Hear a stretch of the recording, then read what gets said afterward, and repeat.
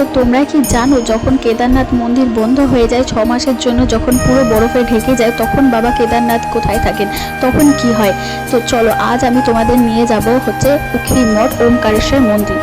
শীতকালে যখন বাবা কেদারনাথের মন্দির বন্ধ হয়ে যায়, বরফে ঢাকা থাকে, তখনই কিন্তু বাবা কেদারনাথকে এই ওমকারেশ্বর মন্দিরে এনেই রাখা হয়। এখানে কিন্তু বাবার পূজা করা হয়। তো চলো আজ আমি তোমাদের সাথে শেয়ার করব এই উখি মঠে ওমকারেশ্বর মন্দির সম্পর্কে। যতটুকু তথ্য আমি জানি ততটুকু তোমাদের সাথে শেয়ার করব। তো চলো এরপরে ভিতরে যাওয়া যাক। তার আগে কিন্তু আমরা এখানে জুতো খুলে নিয়েছি আর বৃষ্টির জলে আমি হাত ধুয়ে নিলাম। আমরা এই মন্দিরে নেমেছি আর তখনই কিন্তু এখানে বৃষ্টি শুরু হয়ে গেছে। তো চলো তোমাদের এবারে বাইরের থেকে দেখিয়ে দিই এই মন্দিরটা। আর এই মন্দিরটা এতটা সুন্দর লাগছে দেখতে, কি বলবো, এই কালার কম্বিনেশনটা এত ব্রাইটনিং লাগছিল যে কি বলবো। যত মেঘলা থাকুক না কেন তাও কিন্তু এই মন্দিরটা দেখতে খুবই অসাধারণ লাগছিল। তো বাইরে থেকে তো তোমাদের মন্দিরটা দেখিয়ে দিলাম, এবার চলো ভিতর দিকে গিয়ে তোমাদের দেখায়। এই হচ্ছে মন্দিরটা কিন্তু দেখতে অনেক পুরানো, আর এখানকার মন্দিরগুলো কিন্তু প্রচণ্ড পুরনো। এখানকার মন্দিরে হেন কোনো দেবতা নেই যে নেই। বিষ্ণু, মহেশ্বর, কৃষ্ণ, নরসিংহ সমস্ত রকমের দেবদেবতা এখানে রয়েছে। আর এখানকার মন্দিরগুলো কিরকম বলো তো, এক একটা খোপ করা আছে, আর এক একটা খোপে এক একটা দেবদেবতা রয়েছে। আর দেবদেবতার যে মূর্তিগুলো সেগুলো কিন্তু কষ্টি পাথরের, আর দেখেই মনে হচ্ছে প্রচণ্ড পুরানো মূর্তি।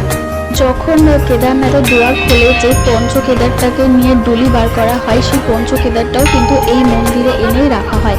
আর এইখানেই কিন্তু একটা সিংহাসন রয়েছে বাঘের ছাল দিয়ে, যে সিংহাসনটায় কিন্তু বাবা কেদারনাথ বিরাজ করে। আর এই জায়গাটা আসলে পরে এতটা পিসফুল লাগবে, এতটা শান্তি লাগবে যে কি বলবো। তোমরা কিন্তু এখানে এসে চাইলে মেডিটেশনও করতে পারো, প্রচণ্ড মন শান্ত করবে এই জায়গাটা। इनके बारे में कुछ बताइए। हाँ? क्यों नहीं, वीडियो हो रहा है इसीलिए। शर्माने की कोई जरूरत नहीं, बोल दीजिए ना। हिंदी मुझे समझ नहीं आती, बोल दीजिए। মানে ভাবতে পারছো এখনকার দিনে এতটা সায় বা এতটা লাজুকে মানুষ হতে পারে? আয়াম তো পুরো অবাক। আমি তাকে শুধু জিজ্ঞাসা করলাম এই মন্দির সম্পর্কে আমাকে কিছু তথ্য বলার জন্য, যাতে আমি তোমাদেরকে শেয়ার করতে পারি। তাকে জিজ্ঞাসা করলাম, সে এতটাই লাজুকে যে আমাকে আর কিছু বলতে পারলো না। সে তো পারলোই না, আবার অন্য কাউকে ডাকছিল বলার জন্য। তো যাই হোক, আমি যতটুকু তথ্য সংগ্রহ করতে পেরেছি ততটুকু তোমাদের সাথে শেয়ার করেছি। আবারও নেক্সট জায়গাতে যাব, সেটা হচ্ছে টুংনাথ। তো এখন আমরা বেরিয়ে পড়েছি টুংনাথে যাওয়ার জন্য। তো চলো আবার পরে পাটে তোমাদের দেখাচ্ছি টুংনাথটা। আপাতত এই ভিডিওটা এই পর্যন্তই রইল।